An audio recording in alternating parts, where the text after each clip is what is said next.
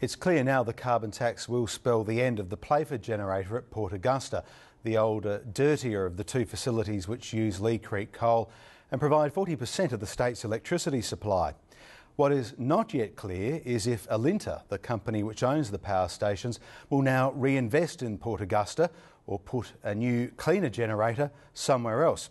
For his take on this and the carbon tax, I spoke earlier with Alinta CEO Jeff Dimery. Jeff Dimery, welcome to 7:30 South Australia. Thank you, Simon. Is South Australia's energy supply, its electricity supply, secure under this tax? Well, I believe it will be for quite some time to come. Obviously, we're delighted that we have a little bit of certainty. I think when we spoke back in April, we were quite unsure of what the future might look like, but quite a bit of the mystique has now been removed. It is a future, though, without Playford B, the smaller of your generators in Port Augusta, isn't it? It will be very difficult for Playford to remain commercial in a carbon-constrained future. So I think whilst we're yet to finalise the detail, that looks to be the case, Simon. How much money would you expect to get out of the federal government for it? It's spoken of a compensation package or a buyback of dirty power. Frontier Economics put a value of almost $500 million on Playford, only worth 72 after the carbon tax. What do you want, $500 million or 72 million? No, look, I think the answer lies somewhere in between. It's not a grab for cash from our perspective, but we're looking to be treated fairly and equitably. Clearly, the government will be looking for Alinta to continue to invest into the future in power generation, and how we get treated during this transitional period will go a long way to determining whether or not we have the funds available to invest in new power gen. When we last spoke in April, you said you would like to invest in Port Augusta, but as it stood then, the answer was no. The figures didn't stack up. Has anything changed on that? Not really. We've done quite a bit of work in the meantime looking at either a solution in Port Augusta or alternatives outside of Port Augusta. So no firm decision on that yet? No, we haven't reached a conclusion. We've, as we have previously stated, expressed an interest to the government given the likely scenario under a carbon tax for Playford. But a final decision, I think we're quite a few months away in determining what we do and where we do it. The make or break, as I understand it from your perspective, was investment in outside infrastructure. In other words, basically a gas pipeline. Is that still the case, and how much are you looking for? As I said, we have done quite a bit of work in the meantime. We've managed to firm up the cost of that pipeline. And the pipeline to Port Augusta would be $150 million of investment. So clearly that's an incremental cost of doing business at Port Augusta as opposed to building the power station at an alternate site, and we are looking for some support on that. That's not to say that we expect somebody else to fully fund that pipeline.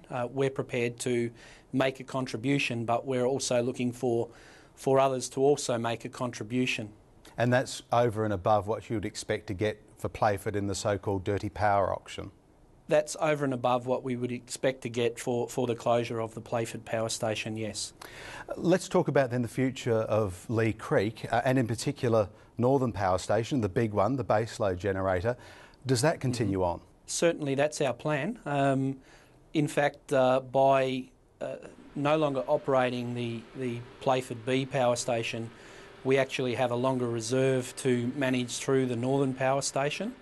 The benefit of that is that Northern has a much lower carbon intensity, so for the same level of output, if you like, we get a much reduced carbon footprint, which is great for the environment and also great for the community in that we have a much longer and more secure, reliable supply of power generation from Port Augusta. So in other words, coal generation remains the backbone of electricity generation in this state.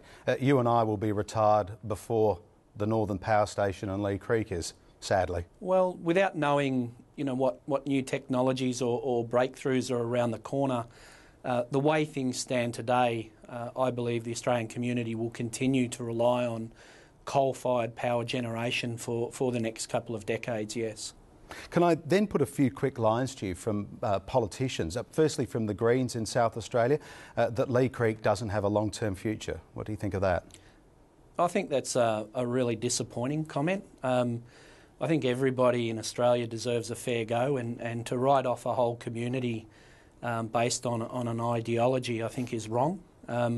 In fact, we would be hoping that the federal government and the state government would be doing all that they can to help us provide a future for the township of Lee Creek, whether that's involved in coal mining or looking at alternative energy sources such as potentially geothermal projects or wind farms in the region.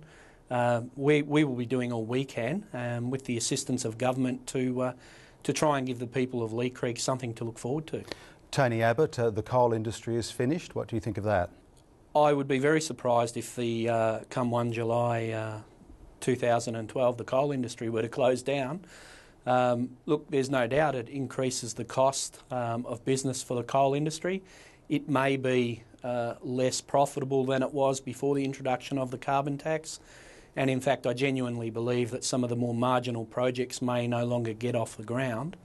Having said that, I think the viability of the coal industry is secure for some time to come in this country. And Julia Gillard and others, this is the beginning of a clean energy future.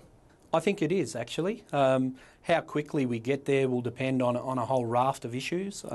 The response from the rest of the world now that Australia has gone first, breakthroughs in technology, and the level of subsidies that are available until such time that the cost curve for renewables can match the cost curve for coal and gas. But definitely it's a step in that direction. If that's the case, is this the most efficient and painless way of getting there? I don't think it is the most efficient and painless way of getting there. I would accept that from a political perspective, in reality it's probably the only way we could get there. The view of Alinta would be that an emissions trading scheme is the way to go if you want to have a least cost approach. But on balance, was it worth doing? Is it worth doing? It's providing certainty to the industry, and it would be hypocritical of me or anybody else from the industry to turn around and say that we don't welcome the fact that that uncertainty's been removed. So if I take the counterfactual, which is to go on in a policy vacuum, then I think, yes, this is a good outcome. Jeff Dimery, thanks very much for joining us again on 7:30 South Australia.